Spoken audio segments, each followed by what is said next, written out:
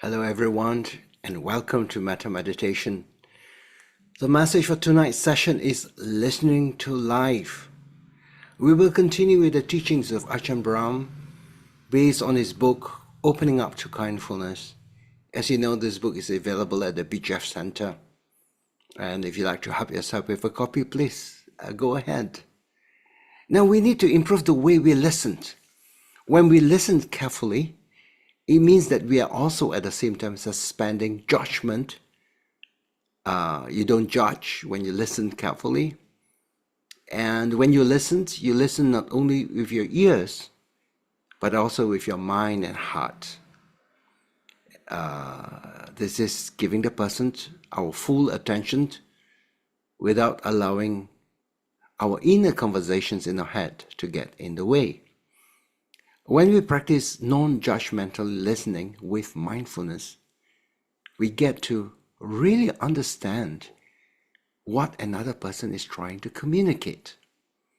And with stronger awareness, you can listen more attentively and fully, and this means that you can hear and understand more. An important part of the Buddhist practice is compassion and kindness. With compassion and kindness, you will know how to listen to the world and how to respond in a skillful and wholesome way. Ajahn Brahm says that when you listen to kindness, health, peace, and wisdom will all come. One important aspect of total listening is concerning the end of life care. This is one of the issues that most of us face from time to time, especially when our loved ones is on their deathbed. When your mother or father is in the hospital and on life support, the doctor asks, "Can I have your permission to turn off the life support?" What do you do? Now, there is a simple solution suggested by Ajahn Brahm. You sit next to your parents' bed and just listen. You listen to see if your parent is still there, to see what your parent wants to do. Your parent may not be able to hear your words, but they will know your thoughts, and they're still there. And if they're still there, you will also get to know their thoughts. So you ask, "Mom, have you had too much? Do you want to keep on going? Or do you want to leave this world? It is your call, Mom." So this isn't the daughter or the son to terminate anybody's life. It is the mom's choice. So you ask a question and listen. If you have done a little bit of meditation, if you have learned how to listen, you can actually hear the answer clearly. And that is what we mean by total listening. It can also be applied to pets.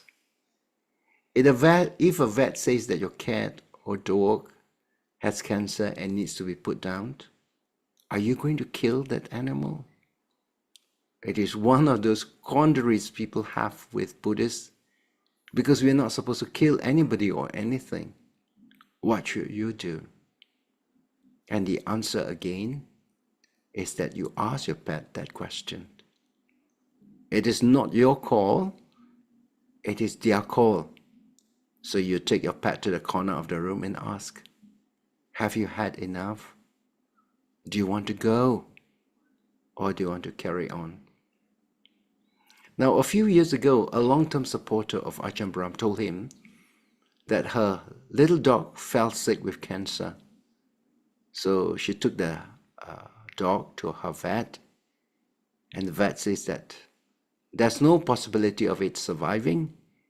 It is in pain, and I have to put it down. But she followed Ajahn's advice. She took the dog to the corner of the surgery and asked the dog. And after listening carefully to the dog's response, she felt that its message very clearly was, "No, I don't want to go. I don't want to die." So she went back to the vet and said, I'm taking the dog home. And the vet got very angry and said, you are cruel. That dog is in pain. You Buddhists are so stupid. Just following your precepts and rules blindly. You are not kind. So she was heavily scolded. 6 months later, her dog made a full recovery, and she took it back to the vet, who examined it. And he says, this is amazing. You Buddhists are very wise. And that is how you totally listened. It is the dog's call, Ajahn said. Whoever is in the hospital bed, that is their call. So please listen. For those of you who are doctors, sometimes you have to treat somebody who cannot explain what is going on. How do you feel? It hurts. How does it hurt? And where does it hurt? Well, maybe somewhere. It is hard to describe. So what does the doctor do? If you want to be a smart doctor or nurse, you should do total listening. Totally listen so that you become very peaceful, very quiet, with no thoughts or ideas of this person is going to say. And you feel what they're really saying deep inside. And then you get some incredibly intuitive solutions to their problem. With total listening, you understand what someone really wants to say, which they cannot verbally express. One of the difficulties in life is trying to express yourself. Sometimes we just don't have the words, or we are too scared to say what we really want to say, or we're not sure how the other person will take it. So sometimes it takes a lot from the listeners to understand people. Don't just expect people to tell you. You have to be a really good listener. Be quiet and peaceful. Now we should listen not only to people and our body and mind, but we should also listen to life. A very beautiful way of relaxing is to go to the forest or to the beach and listen to the sounds of the waves and the birds. There is always something happening in a forest. And the wonderful thing is, it is happening now. There are no echoes in the forest. There are no echoes on the beach. Whatever sound is occurring is right now, happening in the present moment. So that takes away all the busyness of the past and the future. So you are here, and that's total listening, which gives you a sense of peace.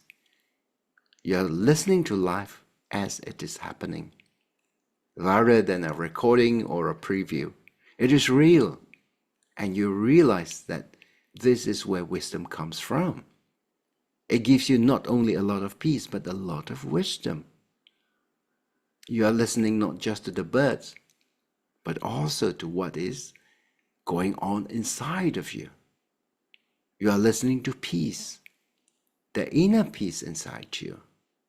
You are getting to understand how this mind of yours actually works. We call the experience the reflective mindfulness of meditation. You are not just in the present moment. You're not just inside. You're not just watching your breath, but you're also watching the inner reactions you have to these things. You are listening to you. Listening to how you react to things is where you sometimes get the greatest wisdom.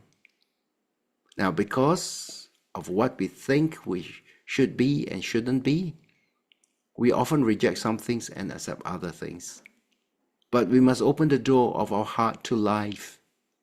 Open our heart to the whole life, not just the stuff you like. This is where listening merges with loving. If you love your child, you should listen to them. Sometimes they say stupid things. Without judging them, allowing everything in. Then you totally listen to yourself. Although sometimes you may say stupid things, you are listening and loving and accepting, as well as listening to the reaction that happens inside you. At last, you will find some peace, some self-respect, and some acceptance of yourself. When you listen to yourself, you will find out just how all judgments and criticisms of yourself, which goes on and on, are just irrelevant, so that they stop. So now you listen to the peace inside of your own heart, which has always been there, but has been disturbed. Ajahn said that some people, when they come over to his monastery for the first time, which is very quiet, so the people speak louder than necessary. Now, at first he couldn't understand why this is the case. Now he understands that because they're afraid of silence. Listening to silence sometimes is rather unnerving to them, so they speak louder in order to cover up for the silence. What you are listening to is peace and contentment. In silence, you are listening to peace and contentment, the sound of freedom. So don't be afraid of it. Embrace it. It might be hard at first because you're not used to silence. You are used to talking and doing things. Silence is a sound of peace, contentment, and freedom. All right, so now that's the message that we have for tonight, and we will proceed now with our practice of metta meditation. Okay. Now, to practice metta, please free yourselves from all forms of hostility or negative emotions. For instance, if you have had some kind of argument sometime during the day, some kind of tension, some kind of grudges, please let that go. Because the anger can arise because of others, but it often arises within ourselves. We are angry with ourselves because we're not able to achieve our goals, or we feel frustrated. And so this subtle anger towards ourselves undermines the practice of metta. So have emotional happiness by putting aside negative emotions such as anger, enmity, hatred, and grudges. Second, let your mind be free from fear, worries, and anxieties. So we must learn to let go of the burden, the baggage that we sometimes carry with us mentally. So we let go of fear, of worries, of anxieties, and this will bring us a great sense of relief. This is what we call mental happiness. And thirdly, if you are not having some physical pain, then you have the blessing of good health. That's physical happiness. So this is quite important in order to set the base for us to practice metta meditation. And you need to find a quiet spot where you can do metta undisturbed. When you can set environment that's suitable and conducive to your practice, we will, metta meditation, make 4 wishes. You don't have to make use of these 4 wishes if you find that there are too many wishes. But those of you who have been following metta in this CyberSpace metta, if you've been doing it for a while, these 4 wishes are not too much of a trouble. But if you're learning metta for the first time, then you can just keep to 1 wish. Any of these wishes will be able to do the job. What are the 4 wishes? The first wish is, may my heart be peaceful and free. And this is having a sense of freedom from hostility, from anger, aversion, hatred, and grudges. So the first wish is, may my heart be peaceful and free. Second wish, may my mind be happy, and that is having a contented and relaxed mind that is free from fear, worries, anxieties. The third wish is for the body. You make the wish, may my body be healthy, and that is enjoying good health, free from physical pain such as sickness and ill health. And the fourth wish, may I be well and happy. That is to live your life with ease, with happiness, free from mental and physical suffering, having a sense of well-being, happiness. So we will make use of these four wishes, but if you have trouble remembering all the four wishes, just you can keep to one wish. For instance, you could say, may I be well, may I be happy. And that is already good. So we first make these wishes first to ourselves, and after doing so, then we will extend these wishes to others. The idea is that the wishes that we make for ourselves, the same quality of wishes that we send to ourselves is the type of wishes that we send to others. So we make metta as a mental habit, and when we do so, we actually begin to experience more happiness in our life. As they say, happiness is a trainable skill. You can train yourself to be happy. All right, so in terms of sitting, sit in a comfortable posture. You can sit on the floor, cross-legged, or you can sit on a chair.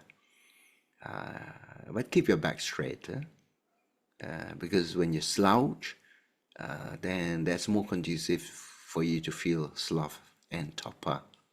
So you sit with your back straight, and your head is nicely balanced above your shoulders. Don't stoop.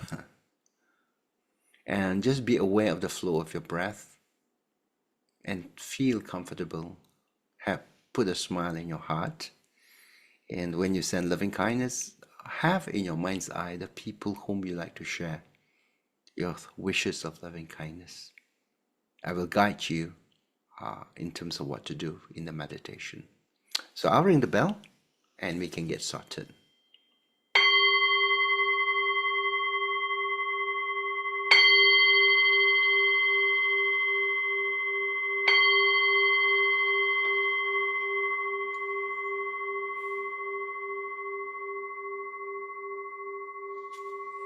The first step in our Metta meditation is closing your eyes and being aware of your breath. We breathe in and out all the time. As long as we are alive, the breath is going to be there. So watch your breath as it comes in and out. And if you like, you can also breathe in slightly slower and deeper. And that will actually make your mind to calm down.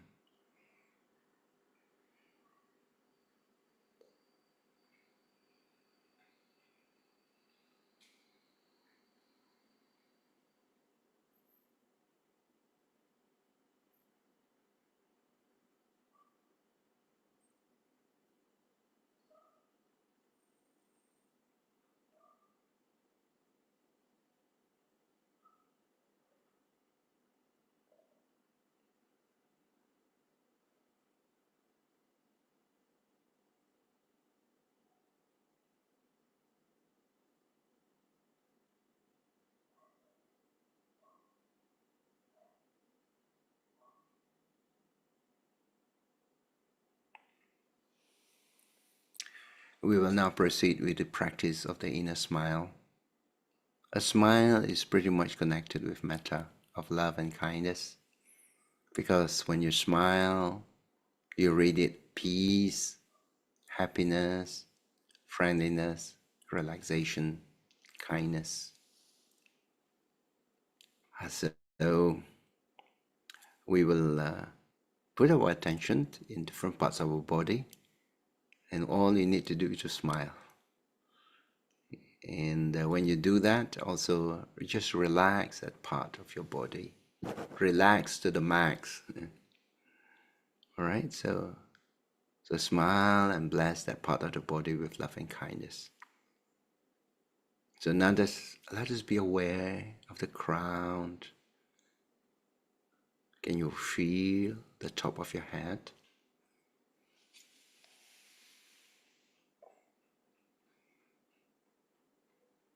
And put a smile on your crown. relaxing your crown, relaxing to the max.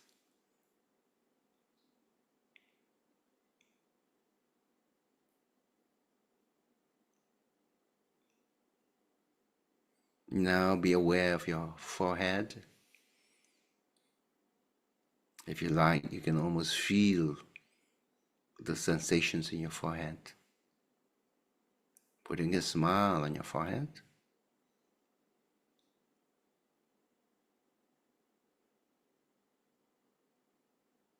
And now to the spot between your eyebrows. Put a smile there. Relaxing, smiling.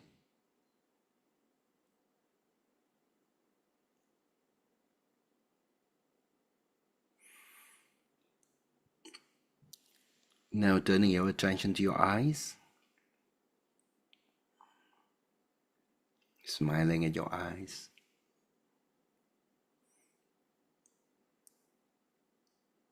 And your cheeks. Smiles for your cheeks.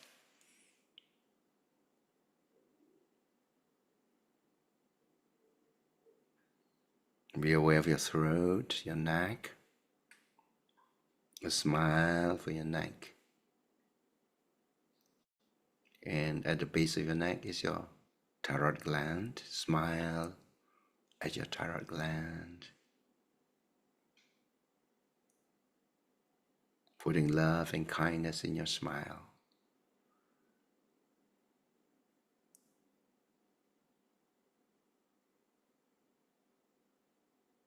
And now just be aware of your heart. Putting a smile in your heart.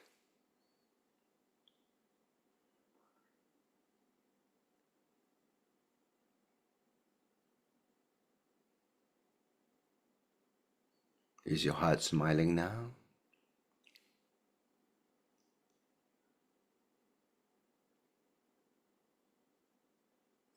And send your smile to your lungs.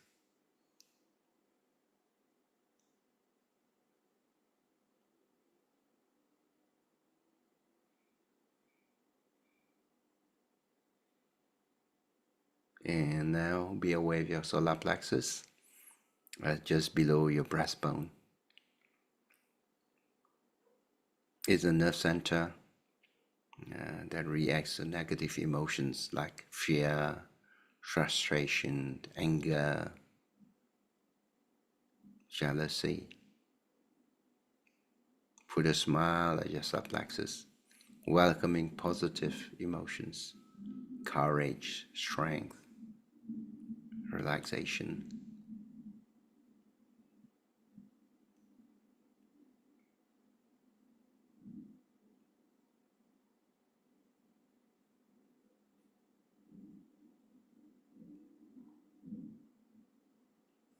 Now, be aware of the right side of your body, sending love and kindness to your liver.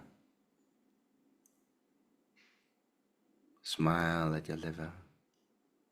Love and kindness.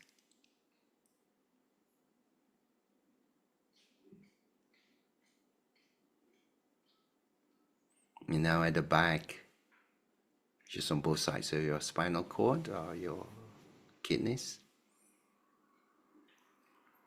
Send smiles to your kidney. Smiles of relaxation, of comfort, of friendliness, of kindness.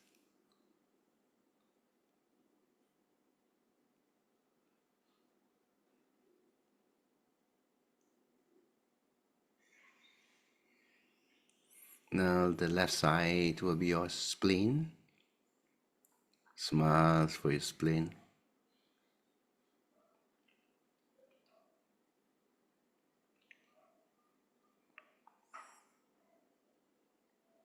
And resting on your spleen will be your pancreas. Smile at your pancreas. And to your stomach and intestines. This is part of your digestive system. To have a happy and healthy stomach and intestines that are doing the job well and getting the nutrients from your food.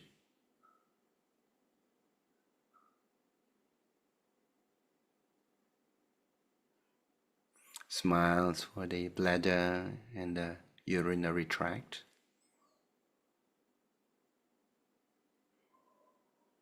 And for the males, smile at the prostate, the females, the ovaries and uterus.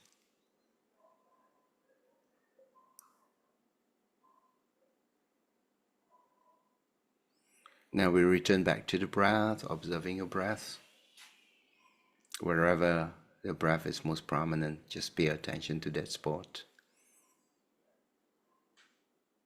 Just watch the breath with alertness, but it is relaxed alertness, without stress, just watching your breath, the breath coming and going. The same kind of happiness and sense of well-being that you have when you sit at the beach, watching the waves come and go, just watching. In this case, watching your breath.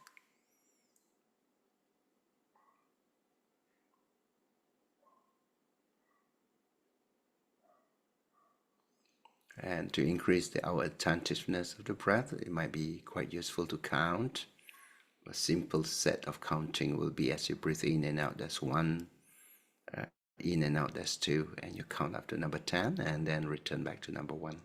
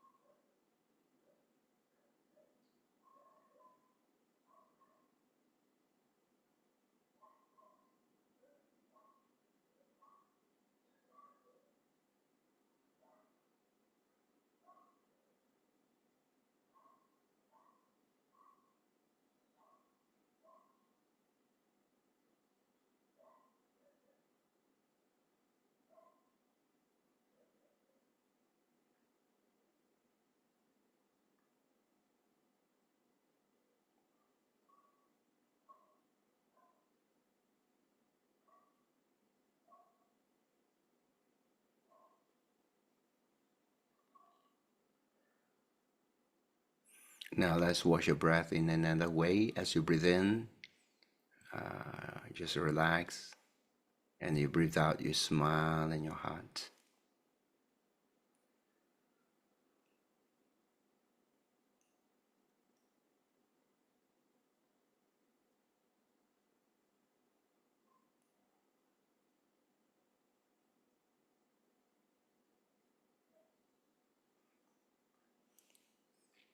Now let's make the 4 wishes first to ourselves, so that we transform ourselves into the vessel of love and kindness.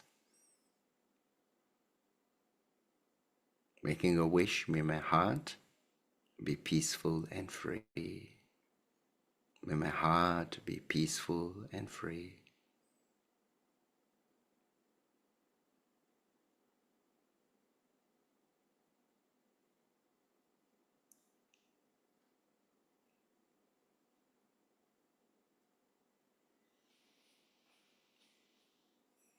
May my mind be happy.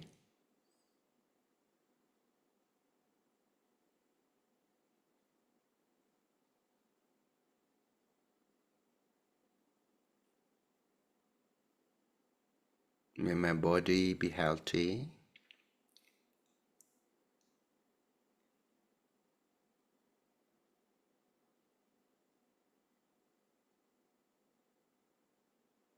May I be well and happy.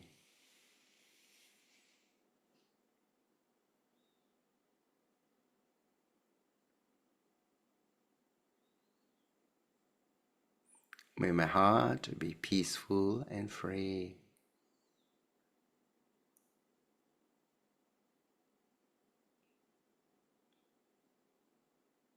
May my mind be happy.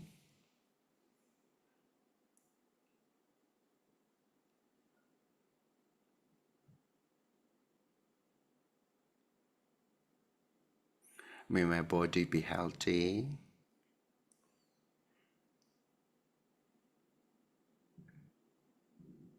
May I be well and happy.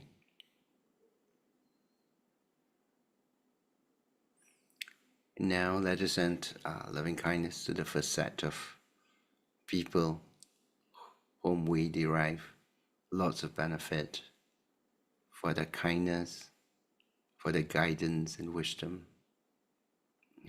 We send our thoughts of loving kindness to them. Here we include our parents, our grandparents, our teachers, our mentors. So if you're setting loving kindness to your mother, you just imagine that she's seated in front of you and she's in a good mood, and so you speak to her from your heart. You say, Mother, may your heart be peaceful and free. May your mind be happy. May your body be healthy. May you be well and happy.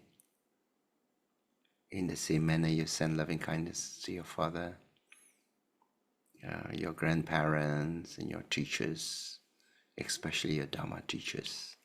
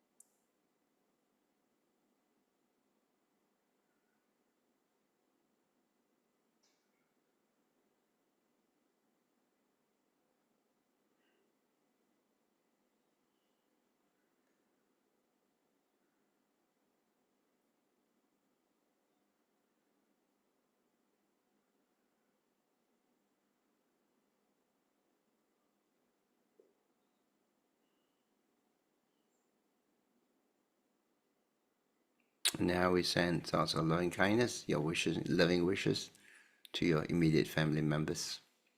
You can send to your spouse, your children, your grandchildren. But if you don't have an immediate family of your own, then it's your siblings and your nephews and nieces. All right. So you can either send loving kindness to them as a group or one by one, touching them with loving thoughts, thoughts of love and kindness.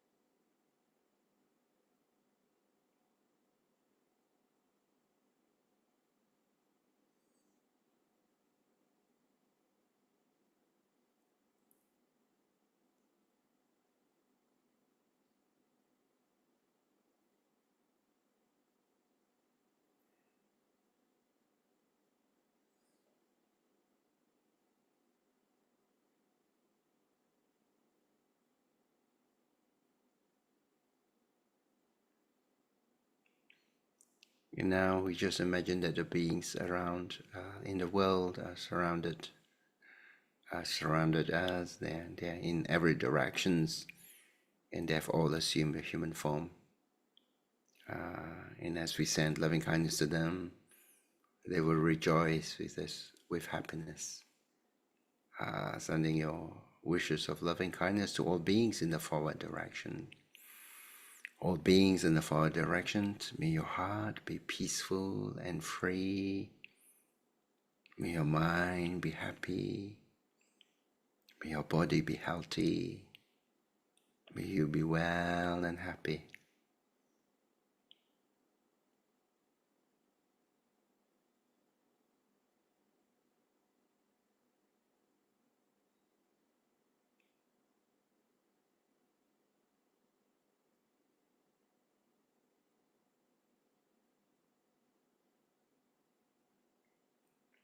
Beings in the rightward direction,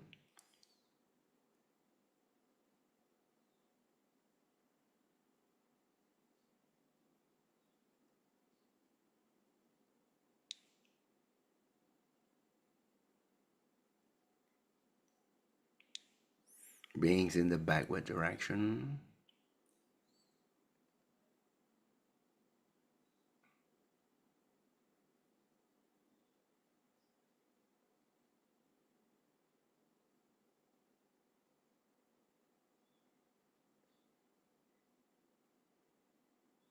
beings in the leftward direction,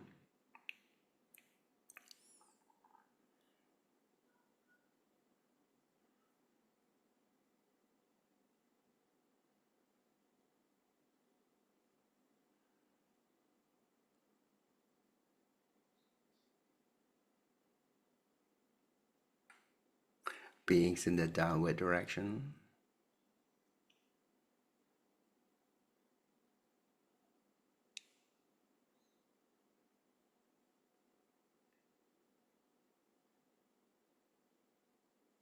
beings in the upward direction.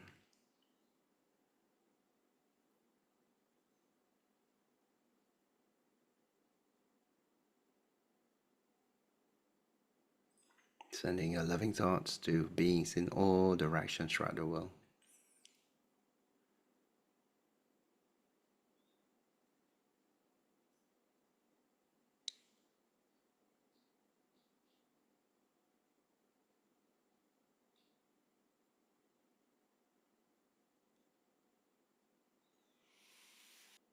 And we invoke all the blessings from the Triple Gem for their speedy recovery.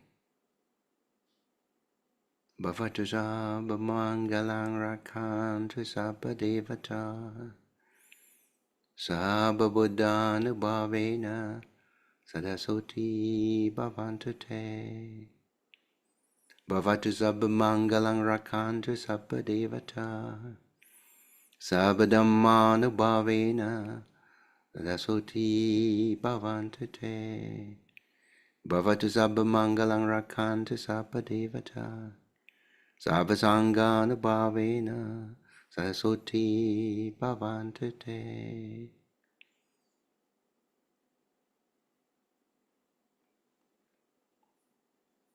Let us now focus within ourselves, the peace and quietness inside. In the calmness of our mind, we send up wholesome thoughts and sharing our merits to the devas, guardian deities and protectors, so that may they rejoice in this merits and continue to guide and protect and bless us. May they give blessings to the donors, supporters, members, and EXCO members of BGF. Etavatacha amehi sampadam punya sampadam sabideva sabisata sabibhuta yanumodantu sabasampate siddhya. Let us recall to mind our loved ones and friends who have passed away. If they are in need of these merits, we like to transfer these merits to bring them relief and happiness. Idang me Nyatinang hotu Sukhita hontu Nyatayo Idang me Nyatinang hotu Sukhita hontu Nyatayo Idang me Nyatinang hotu Sukhita hontu Nyatayo. Let us make some aspirations. By the grace of these merits that we have generated, may we not follow the way of the foolish. May we be blessed with wise friends and skillful teachers. May we always walk on the path of Dharma, never be far away from the Triple Gem. And may we one day achieve the highest bliss of Nibbana.